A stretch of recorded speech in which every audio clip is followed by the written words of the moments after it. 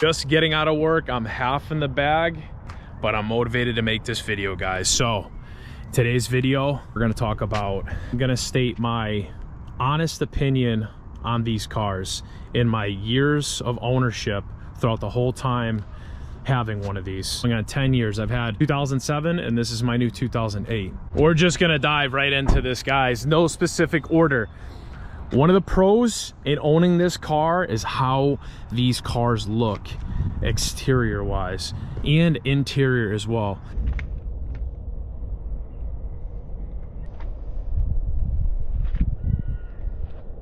Doesn't take much to make these cars look very well, even stock from the factory. This car looks better than some of the cars that are out now in 2025. I'm going to pop the hood.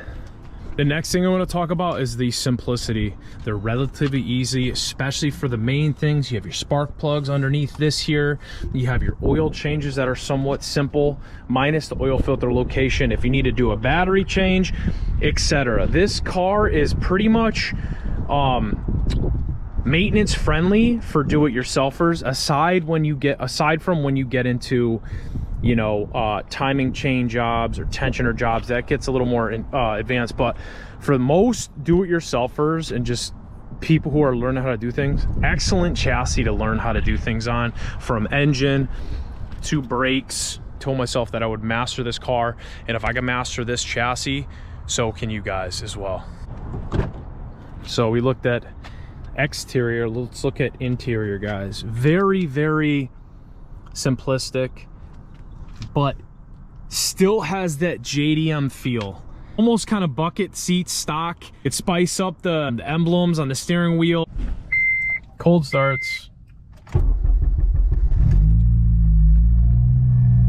So how has ownership been like for me in these cars, guys? I gotta tell you, it's honestly been such a wild ride, and I'm like pretty stoked to say that I own two FG2s. I really wanted an FA5, but two FG2s in the 10-year time frame, and I gotta really tell you, it has been a pleasure to own these cars, and I still think it's crazy how I pretty much told myself I wanted to have one of these. As the first time when I drove one of these, I told myself I'm gonna have one of those cars, and it literally happened, guys. That's how powerful you know, manifesting is and whatnot. This one pet peeve I have on these cars, guys, is the freaking radio dims out randomly. Like, this thing will go black sometimes at night. I can't even see anything, then it'll just pop back up. That is one of the things that I don't care for on this car. And then these lights go out sometimes, but it like comes back. It's intermittent, I guess.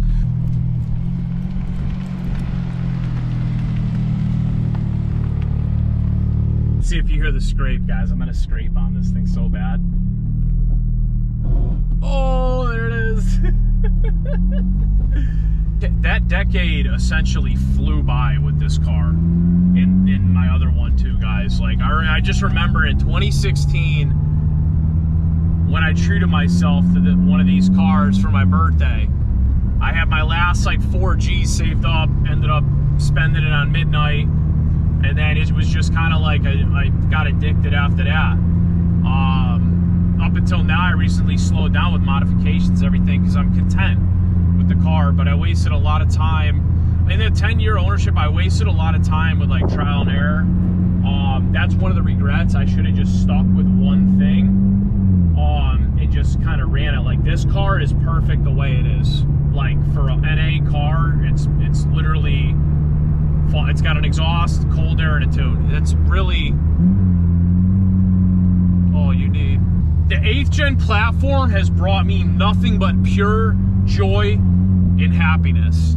That's the best way I can describe this video. If I was to say one thing about this platform, it would be that it literally, on my down days, even just driving this thing in last night made my mood just like enhanced.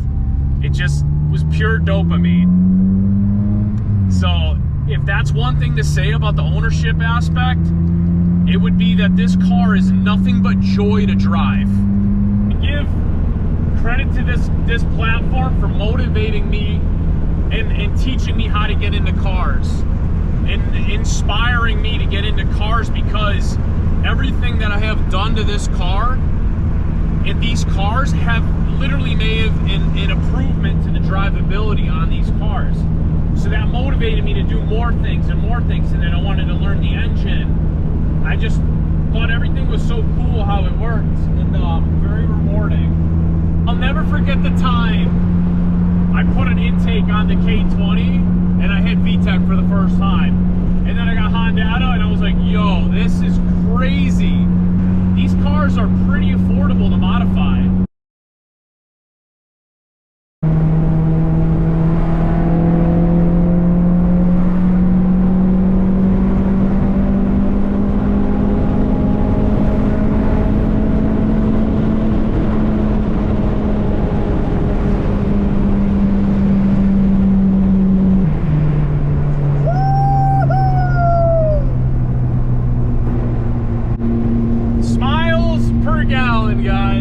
Drop a gear, disappear type stuff.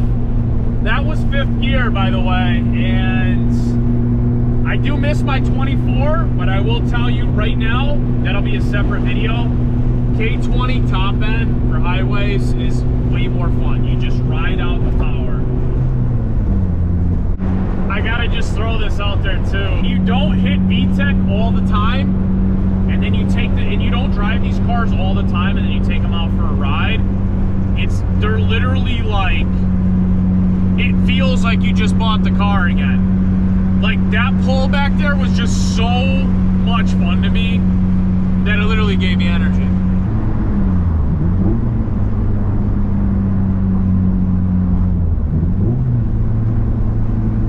Woo! Sounds so good too. The right setup sounds fire, guys.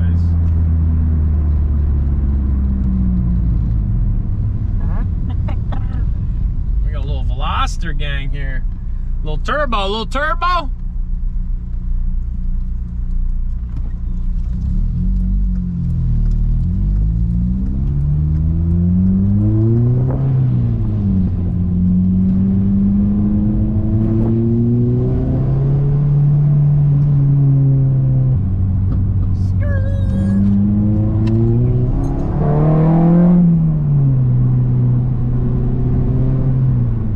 If I ever sell this thing, guys, I would totally regret it.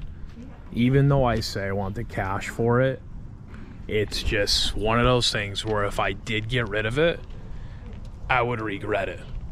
And I don't think, and I'm not even trying to sound like I'm bragging with this, but I don't think I will ever find a cleaner 8th gen than this one here.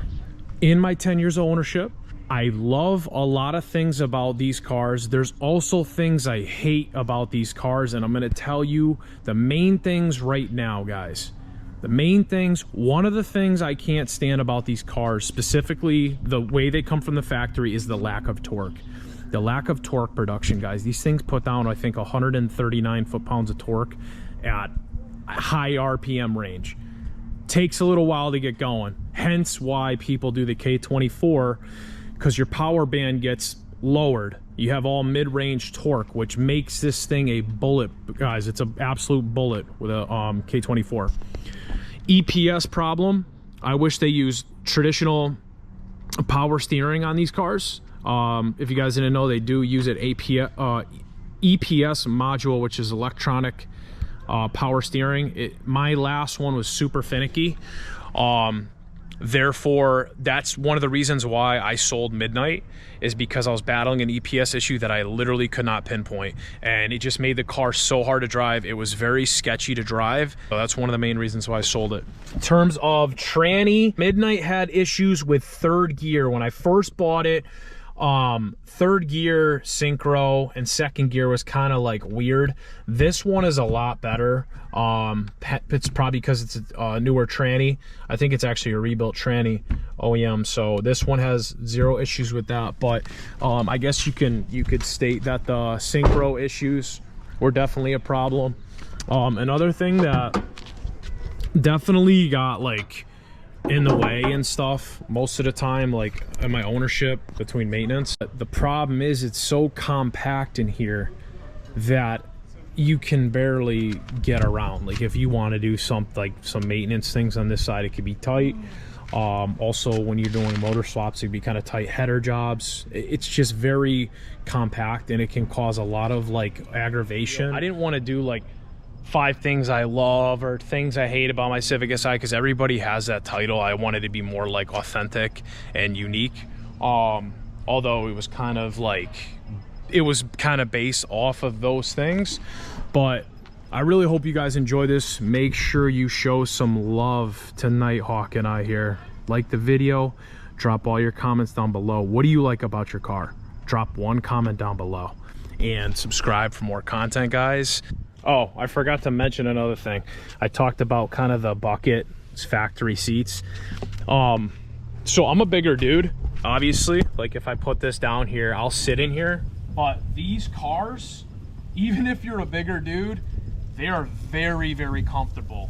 Even the coupe, despite it being smaller than the FA5, they're super comfortable. I've taken these things on like thousands of mile trips. 0 issues with my back. Just a great vehicle all around, guys.